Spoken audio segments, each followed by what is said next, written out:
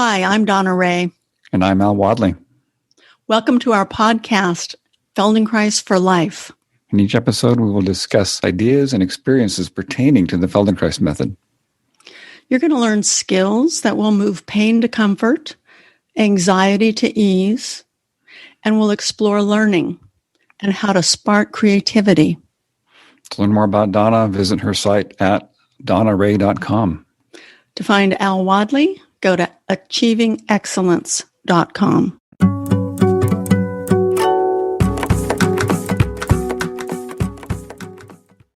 Hi, Al. How are you today?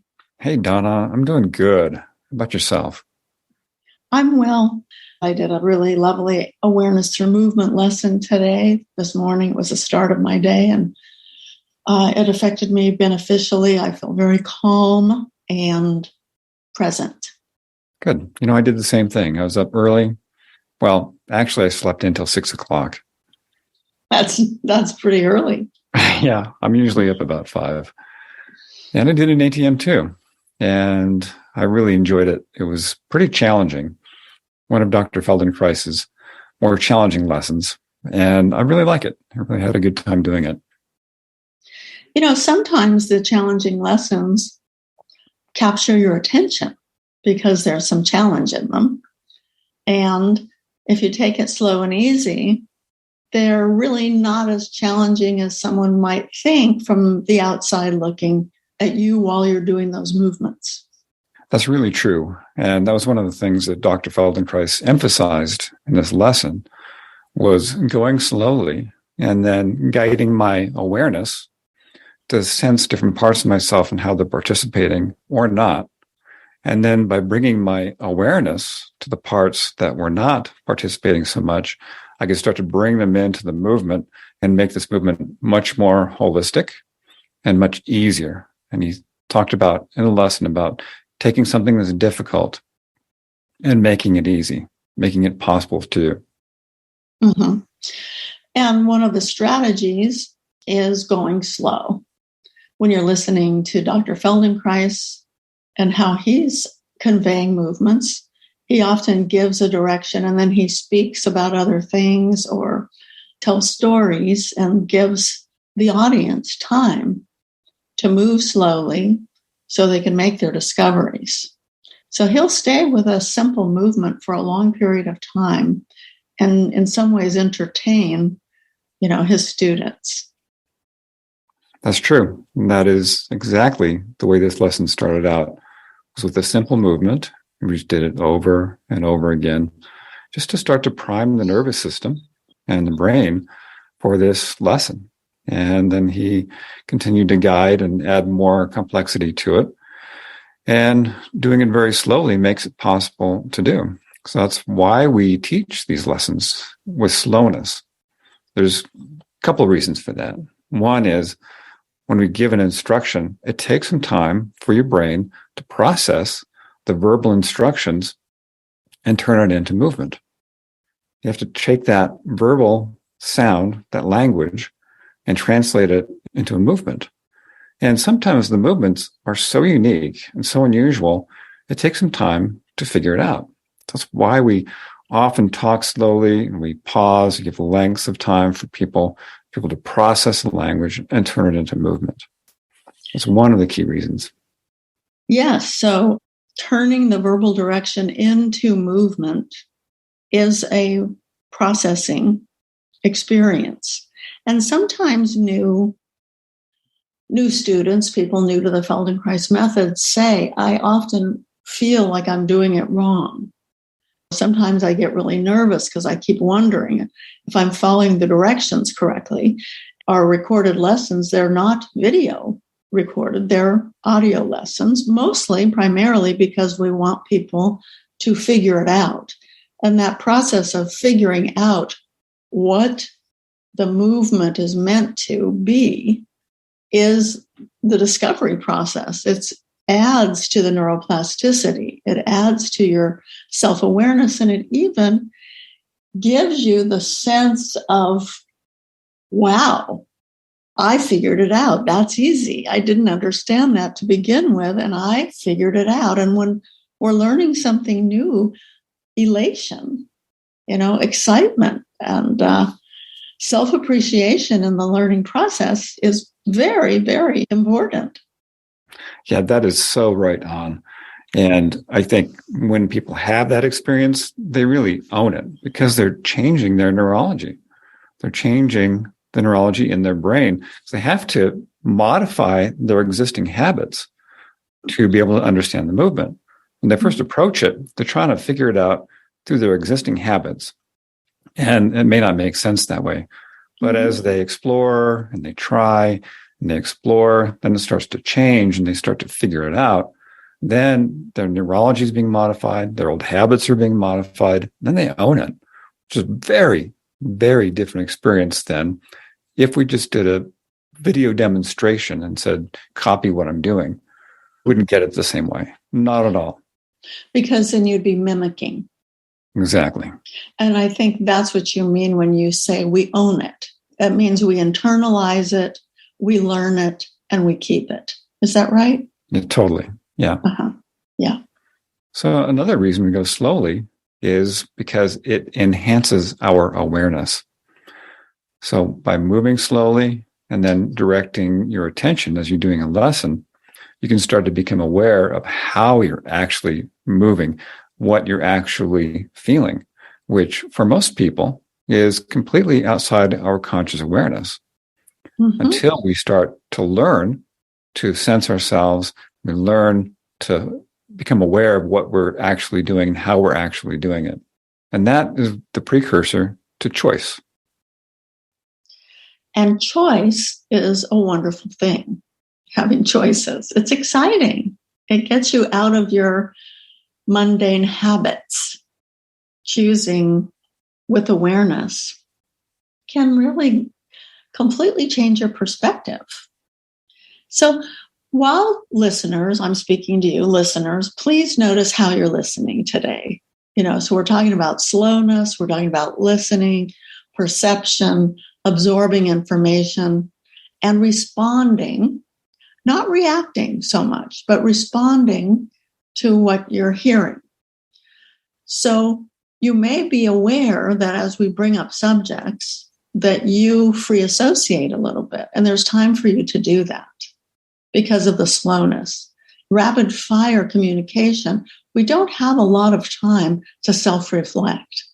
So a slow conversation is beneficial because it cultivates awareness. So continue to listen and observe yourself and how you're sitting or how you're standing, how you're walking, or if you're driving, how you're driving. And notice your pelvis and your spine in particular. So are you sitting kind of bent to the side comfortably? Are you standing with your spine elongated and erect with your head resting at the top? Do you have more weight on one leg or the other? If you're sitting, do you have more weight on one side of your pelvis than the other? And as you continue to scan like this, notice your breathing and continue to listen. And you will be able to shift while you're listening and paying attention to yourself, your movements, your balance, and your breathing. And it'll begin to happen automatically because your nervous system, your intelligent nervous system, searches for comfort when you give yourself a little bit of time to pay attention. So thank you for that. That was really cool. I enjoyed that scan. And I think what I understand you're saying is that people have this baseline of experience now that you guided us through. And as we progress through our discussion and different ideas come to mind, that baseline is going to shift a little bit. There's going to be some changes in maybe how the pelvis is resting or how the spine is organized or how somebody's breathing in response to the ideas and the concepts that we're discussing. Is that correct? Yes, that's correct. So let's imagine a time when we were in a classroom and we were given instructions. And the instructions are given pretty rapidly. It could be at any age or stage of life, for that matter. Might be a university class. It could be a third grade elementary school experience. I don't know what you're remembering. But I immediately remember that I would often feel confused and baffled. And I was doing my best to follow directions. But things would go so quickly, and one instruction would follow the other one, so that I would often sit through my adulthood and pause and wonder, and sometimes look around and see what other people were doing, because I didn't feel like I was in sync with the instructions. Have you ever had that experience, Al? Oh, yes. Yes, I have. Yeah, somebody giving me too much information too quickly. And that's happened when I've worked construction on job sites. And I think maybe the mechanic or journeyman I was working with may have assumed I knew more about what I was doing than I did. Mm-hmm. And just rapid fire off some instructions about what to do. And I had a hard time retaining that information. But if you had slowed down his pace a little bit, I could have processed it more easily and been able to do the task much more easily. Mm-hmm. And this task you're talking about is a hands-on experience of learning how to do something that's going to be very functional and useful for you. You want to apply the information. Yeah. And very much in some situations, doing construction, like when I build elevators, those instructions are very key and very important for safety and for assembling an elevator in the correct way. Mm-hmm. Those are important things. And you had to do it correctly. Yes. Mm-hmm. So the example that you just gave is, in my mind, easy to transfer to a skill that we're developing while doing awareness through movement. So in the process of awareness through movement, if you're standing or if you're sitting, it might be more difficult if you're driving because you might have a foot on the accelerator. But sometimes people drive now and they don't have their feet on the accelerator, so it can even work while driving. But anyway, notice your feet wherever they are. Sense your right foot. Notice your whole right foot, wherever it is, from the toes to your right heel. And then shift your attention to your left foot, the toes of your left foot to your left heel. And now simply lift your right heel and drop it to the floor. Lift it and drop it. Now lift the toes of your left foot and drop them gently, and lift the toes of your left foot and drop them. Now lift your right heel. Now lift your left toes, lift your right heel, lift your left toes, and pause. Now my hunch is I just lost some people because I went pretty fast. Now, if you're accustomed to doing movement, you probably kept up with me. If we compare that to this instruction, so again, bring your attention to your right foot. Sense the toes of your right foot, your big toe, second toe, third toe, fourth toe, and little toe, all the toes of your right foot, the sole of your right foot, the heel of your right foot. And now simply lift your right heel and lower it to the ground. And lift your right heel and lower it to the ground. And notice your breathing when you do that. Do you breathe in or do you breathe out when you lift your right heel? Now pause for a moment and observe your right foot and compare it to your left foot. Bring your attention to the toes of your left foot, your big toe, second toe, your third toe, your fourth toe, and your little toe of your left foot. Sense your left foot and include your left heel. Now lift the toes of your left foot and lower them. And slowly do that many times. And notice, does your big toe move first? Does your middle toe move first when you're lifting your left toes? Or does the outside of your foot, your little toe side lift first? Notice how you do the movement. Slowly and gently. Notice your breathing. Now leave it and rest for a moment and observe yourself, your balance, the length of your spine. Now simply lift the toes of your left foot and let that go. Lift the heel of your right foot and put it back to the floor and alternate the toes of your left foot, the heel of your right foot, lifting and lowering one and then the other. And you may be noticing how this movement actually shifts your weight, that it pertains to how you're sitting, the balance of your pelvis if you're sitting on a chair, or you're standing and how you shift your weight a little bit to the right and to the left, how your head is moving. And now continue until you want to stop, and then stop and pause and observe yourself. How is that different for you, Al? Well, that was like super cool. Some of the things that I really appreciate, the contrast between the faster movement and the slower second one, was on the second one, you took more time to fill out the image of my foot with the other toes. And doing that gave me more complete image and a more complete sensation of my foot on the floor. And then when I started the movement, it was much slower and much lighter. And in contrast, when the first version, the faster one that had the less complete image, was more effortful. It's like I put a lot more work into it.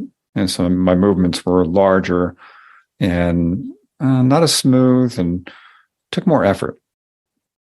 So the second one was more effortless. The movement was lighter. That was just spontaneous.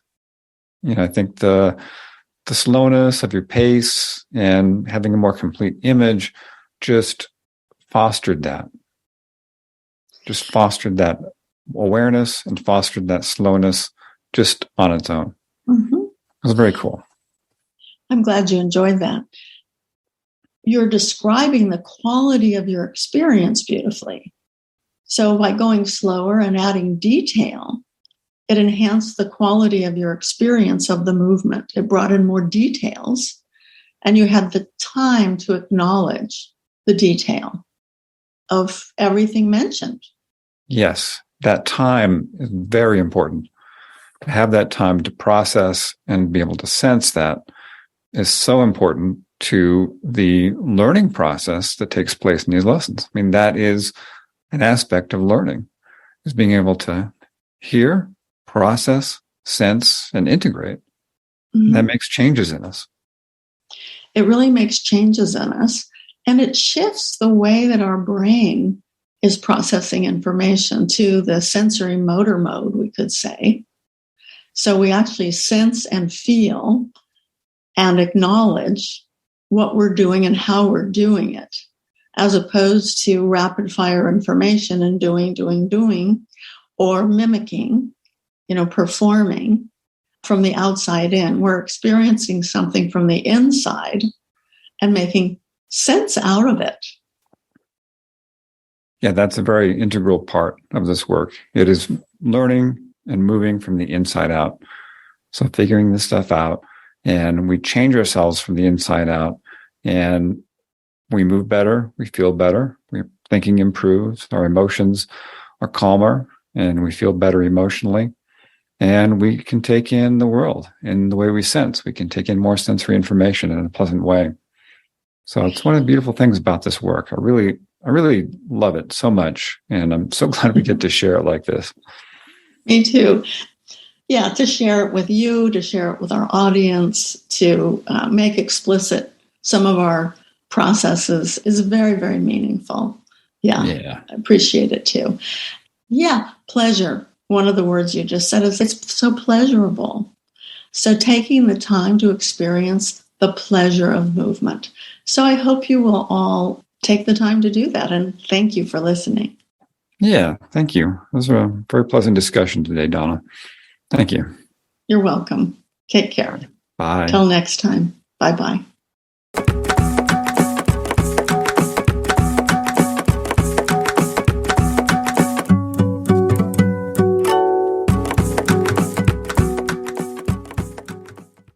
If you'd like to follow up with a question, send an email to info@feldenkreisforlife.com. We would love to hear from you. You can learn more about us on our websites. You can find Al at achievingexcellence.com. You can visit my site to join my classes and reach out to me for private lessons online or at my Longmont studio. You'll find my store, the Feldenkrais store, there as well. We can purchase books, audio products, and videos. Donna's website is donnaray.com. And if you visit my website, you'll find that I'm offering individual sessions, group classes in the Feldenkrais method, mentoring groups, professional Feldenkrais training program information, and recorded lessons. Thank you again so much for joining us. I look forward to you hearing us next week. Bye now. Bye.